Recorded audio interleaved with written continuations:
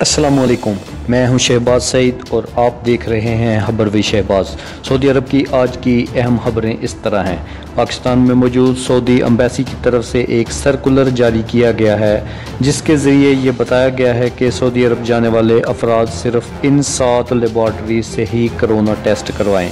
उन लेबॉर्ट्रीज़ के नाम ये हैं: Islamabad diagnostic centre, test zone laboratories, metropole laboratories, Khan labs and diagnostic centre, मीडियासिक laboratories, real time PCR laboratories और चुगताई लैब्स।